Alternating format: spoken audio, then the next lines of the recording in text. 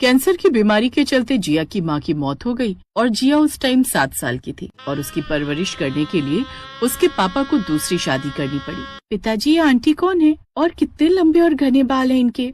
जिया, ये तुम्हारी दूसरी माँ है। अब तुम्हारा ध्यान रखने के लिए भी तो कोई चाहिए था ना इस घर में। मैं तो काम पर चला जाता हूँ, तुम्हारे पास भी तो घर में कोई होना चाहिए ना। इसीलिए आज से ये तुम्हारी नई माँ है जो घर में रहकर तुम्हारा ध्यान रखेंगी।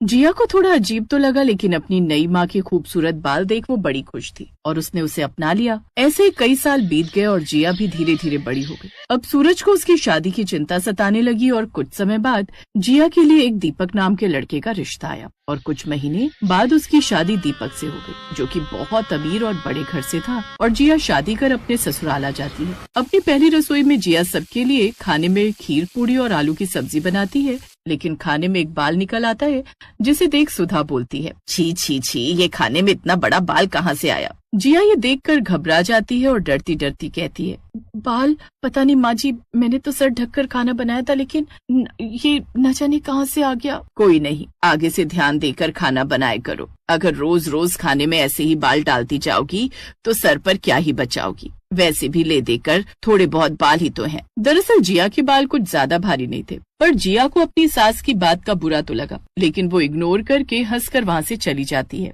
अरे बहू, तुम अभी तक तैयार नहीं हुई? आज तुम्हारी पगफेरों की रस्म है। बस माँ जी, मैं रसोई का काम निपटाकर तैयारी होने जा रही हूँ। रसोई का काम निपटाकर थोड़ी देर बाद जिया और दीपक जिया के घर जाने के लिए अपनी गाड़ी से निकल जाते हैं और कुछ देर बाद वो दोनों उसके घर पहुंच जाते हैं, जहां जिया की सौतेली माँ यानी कि रेशमा उनका स्वागत करती है। अरे, आ गए तुम लोग?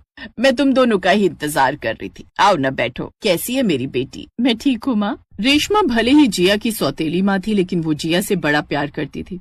रेशमा उनके लिए चाय नाश्ता लेकर आती है। फिर जिया की नजर अपनी सौतेली माँ रेशमा के गीले बालों पर जाती है। अरे मम्मी, आपके बाल इतने गीले क्यों हैं? अभी नहा कर आए क्या आप? हाँ, वो तुम लोग आने वाले थे ना, इसलिए घर के काम काज में लगी हुई थी, तो अभी घर के काम निपटा कर नहा कर आई हूँ। अरे तुम लोग चाय नाश्ता लो ना। रेशमा के काले घने लंबे बाल सच में उसकी खूबसूरती को बढ़ा देते हैं। उसके खुले बाल देख तो दीपक रेशमा का दीवाना हो गया।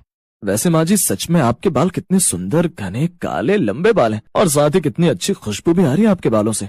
देखो मम्मी, मुझे लगता है दीपक जी आपके बालों के फैन हो गए, जैसे हर कोई आपके बालों का फैन हो जाता है। पता है दीपक जी, पूरे शहर में किसी के इतने खूबसूरत बाल नहीं होंगे जितने मेरी माँ के हैं। ओफो जिया बेटी, अब बस भी करो मेरी तारीफ, और अब तुम दोनों नाश्ता कर लो, ठंडा हो रहा है। रेशमा अपनी तारीफ सुनकर खुश तो हो जाती है और दीपक भी उसकी ओर देखकर मुस्कुरा देता है। दरअसल दीपक को लंबे बाल बड़े पसंद थे। जब से उसने उसके बाल देखे तो वो उसके बालों का फैन ही हो गया। सच में आपके खूबसूरत बालों में जादू है ना, हर किसी को अपने बालों से दीवाना बनाने का। काश कि आपने जिया के भी बाल ऐसे किए होते। दीपक जब तक वहाँ रहा बस उसके लंबे बालों की तारीफ ही करता रहा। फिर शाम को वो दोनों जैसे तैसे घर ही आ गए तुम दोनों। कैसा रहा दीपक बेटा ससुराल में तुम्हारा पहला दिन? माँ, दिन भी बहुत अच्छा रहा और खातिरदारी भी बहुत अच्छी हुई। माँ जानती हो, जिया की माँ के बाल कितने सुंदर हैं। आज मैंने पहली बार इतने बड़े घने और लंबे बाल देखे। क्या कमाल के बाल हैं उनके। माँ जी, मैं क्या बताऊँ आपको, जब से मम्मी जी के बाल इन्होंने देखे हैं ना, ये तो जैसे पागल ही हो गए। हर वक्त बस मम्मी की तारीफ ही किए जा रहे हैं। हाँ बहू, अच्छे से जानती हूँ ये कर रहा होगा, क्योंकि इसको बचपन से ही लंबे और घने बाल बड़े पसंद थे। बचपन में सारा दिन मेरे सर पर कंघा लेकर चढ़ा रहता था ये। फिर क्या था, दीपक तो जैसे पागल सा ही हो गया। उसको उठते बैठते बस अपनी सास का ही ख्याल आता। वो हर वक्त उसके बारे में ही सोचता रहता। ऐसे ही कुछ दिन गुजरे। फिर एक दिन, अरे सुनो दीपक, आज के ऑफिस जाते समय तुम मुझे मम्मी के घर ड्रॉप कर दोगे? वो उनके साथ शॉपिंग पर जाना था। अरे हाँ हाँ, ये भी कोई पूछने की बात है जिया। तुम जल्दी से तैयार हो जाओ, मैं भी रेडी हो जाता हूँ।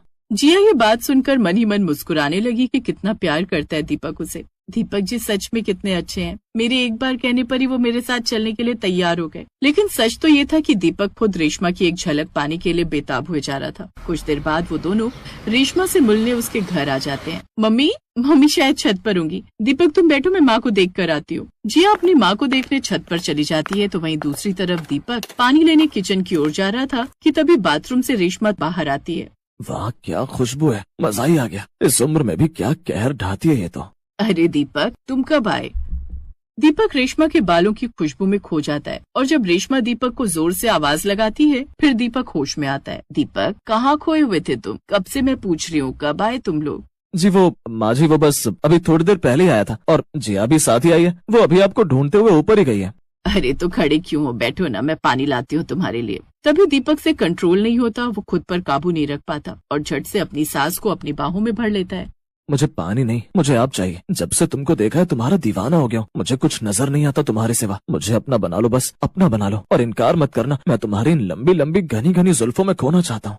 रेशमा का पति अक्सर काम से बाहर रहता था, साथ ही वो उससे उम्र में भी काफी बड़ा था और दीपक जवान और अमीर था, इसलिए धीरे धीरे रेशमा भी दीपक के प्यार और पैसों को देखकर लालच में आ जाती है। कुछ देर बाद, दीपक होश में आओ, कहीं जिया ना आ जाए, अभी बात को समझो, मुझे छोड़ो जल्दी। तभी सीढ़ियों पर किसी की आहट सुनकर दीपक जल्दी से रेशमा को छोड़ देता है। अरे मम्मी, कहाँ थे आप? मैं तो आपको ऊपर ढूंढने गई थी, मुझे लगा आप छत पर होंगी। मैं तो नहाने गई थी, गर्मी ज्यादा है ना इसलिए। क्यों दामाद जी, गर्मी ज्यादा है ना? ये सुनकर दीपक उसकी ओर देखकर मुस्कुरा देता है। अच्छा, वैसे क्या बात चल रही थी सास और दामाद के बीच? कहीं दोनों मिलकर मेरी चुगली तो नहीं कर रहे थे ना? हाँ, सही कहा तुमने जिया। तुम्हारी बुराई चल रही थी कि तुम मुझे कितना परेशान करती हो। हाँ जिया बेटा, क्यों परेशान करती हो दीपक को? अच्छा, अब तुम दोनों बैठो, मैं मैंगो शेक बना कर लाती हूँ। ऐसे ही थोड़े दिन बीत गए। दीपक और रेशमा अब छुप छुप कर मिलते रहे और रेशमा दीपक से महंगे महंगे गिफ्ट हड़पती रही। कुछ समय निकल जाता है ऐसे ही। फिर रेशमा कुछ टाइम बाद जिया के ससुराल आ जाती है। मम्मी, आप यहाँ? आपने बताया भी नहीं तो मैं ड्राइवर भेज देती आपको लेने के लिए। जिया बेटा, तुम्हारे पापा किसी काम से बाहर गए हैं, सोचा कुछ दिन तुम्हारे पास रहकर आ जाती हूँ। हाँ मम्मी, ये तो आपने बहुत अच्छा किया। मुझे पता होता समधन जी आप आ रही हो तो आपके आने की खूब अच्छे से तैयारियां करती। और थोड़ी देर बाद सुधा रेशमा को उसका कमरा दिखा देती है। वो आधी रात को दीपक को मैसेज करके गार्डन में मिलने बुलाती है। कब से मैं यहाँ गार्डन में आपका इंतजार कर रहा था। अब मुझसे दूरी सही नहीं जाती। आपकी जुल्फों से खेलने की मेरी कितनी तमन्ना थी। अच्छा, इतनी तड़प थी तो कमरे में आकर मिल लेते मुझसे। अब ये सब छोड़ो, दूर क्यों खड़ी हो? सारा टाइम ऐसे ही निकाल दोगी क्या? मेरे पास आओ।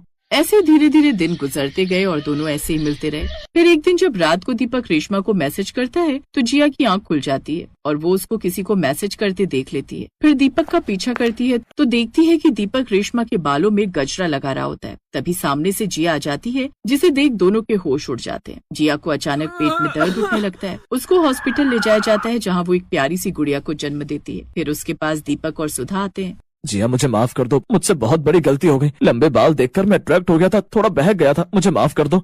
माँ जी, इनको बोलिए चले जाए यहाँ से। ऐसा ना बोलो जिया, मुझे मेरी करने की सजा मिल गई है। तुम्हारी माँ सब कुछ लूट कर चली गई। घर से उन्होंने कोई गहने और कोई पैसा नहीं छोड़ा, सब लेकर चली गई। चली गई? लेकिन कहाँ? पता नहीं कहाँ, मुझे उससे मतलब नहीं है। अब मेरा तो सब कुछ तुम और मेरी बेटी हो। मुझे खुद से अलग मत करो जिया, नहीं चाहिए मुझे लंबे बाल वाली औरत। मैं तुम्हारे साथ खुश हूँ। फिर जिया ने दीपक को माफ कर दिया और सब लोग खुशी खुशी रहने लगे।